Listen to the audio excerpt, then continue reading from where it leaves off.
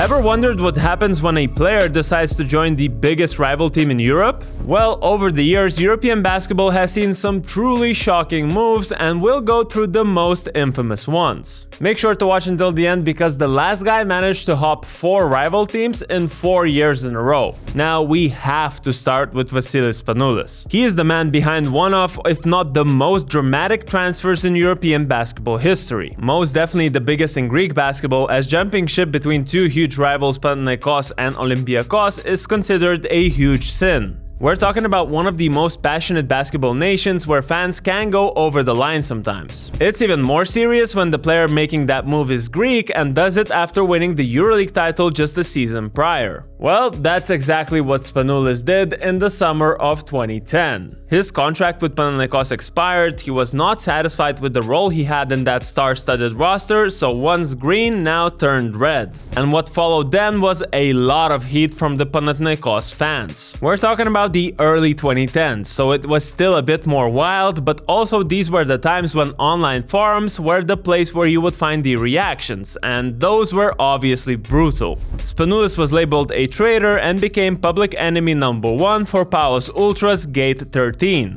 This is the reception he got when he returned to his former home Oaxaca, but this time wearing the colors of the rival.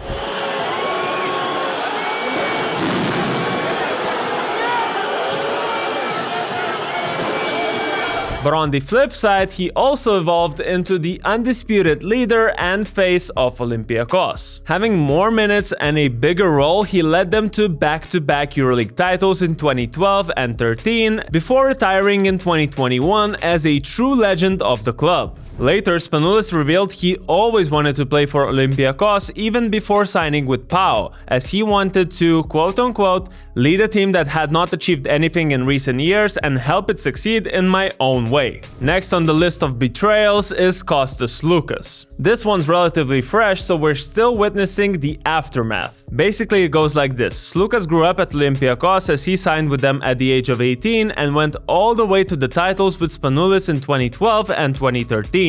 Then he left for Fenerbahce in 2015, spent 5 years there, picked up another EuroLeague title in 2017 and returned to Olympiakos in 2020. He helped Piraeus team reach the EuroLeague Final Four in 2022, then did the same in 2023, where he was a shot away from winning the title for the Reds. And then comes the summer of 2023. Rumor after rumor piles up, and Sloukas ends up signing with Panathinaikos. This sparked a full-scale meltdown among Olympiakos fans. We are talking jersey burning, social media tirades, labeling him the ultimate backstabber or nicknaming him Sloukas. I'm assuming you get the message behind that one. And sure enough, the Sloukas signing reignited the rivalry between the two Greek clubs. Not only did Panathinaikos sign him, but also filled up their roster with other big EuroLeague names, added Kendrick Nunn from the NBA, and before you know it, Sloukas was now leading the Greens into the Final Four. A Final Four featuring both Greek clubs in the German capital. While those two teams didn't get to face each other, Sloukas still managed to win the EuroLeague title in his first year after the move to Panathinaikos. Now, speaking of early crossovers, let's rewind all the way back to the 90s and give a quick nod to Žarko Paspal.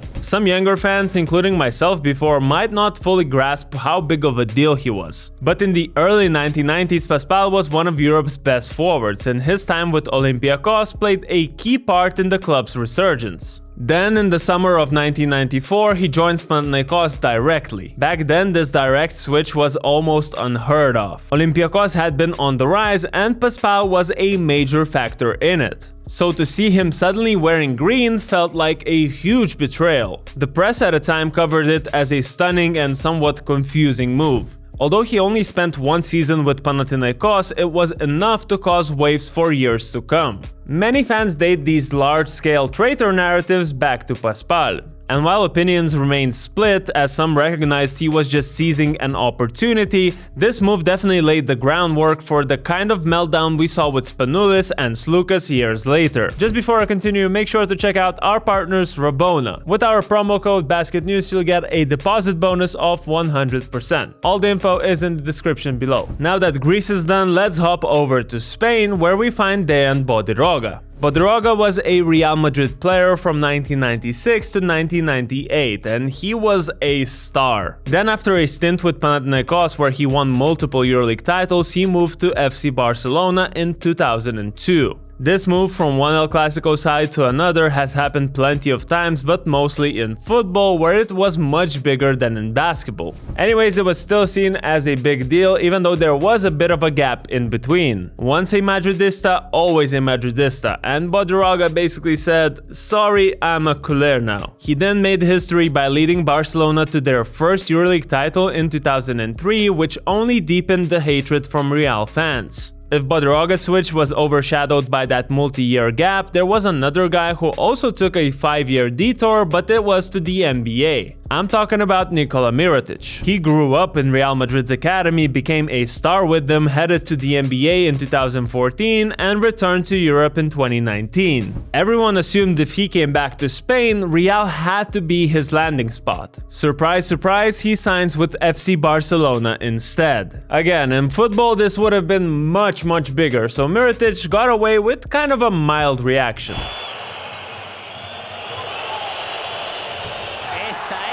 Sure, there were more boos in Madrid for their homegrown talent, but it's nothing compared to Serbia. There we have the Partizan-Crvena Zvezda rivalry, which in my eyes is the most intense in European basketball. Now, for a casual basketball fan, the name Luka Bogdanovic might not be saying much, but essentially he was the guy whose moves sparked the betrayal narrative in Serbia. You see, before, let's say in the 90s, going from Zvezda to Partizan or vice versa wasn't a huge deal. But then, a top Serbian prospect who started his pro career at Crvena Zvezda decided to switch camps. And just like that, going from one Belgrade team to the other became a huge taboo. Although the guy who received the worst of it was probably Milan Gurovic. He played for Partizan during the 04-05 season. The Grobari, Partizan's hardcore fans, supported him pretty much through everything, including a situation where he was banned from entering Croatia due to his nationalist tattoos. But the team's management seemingly didn't, as they terminated his contract just a couple of months in. Whilst at first Gurovic had only positive feedback on his time with Partizan, it later became quote-unquote the worst decision of his life. As you can imagine, those kind of quotes definitely spark a reaction.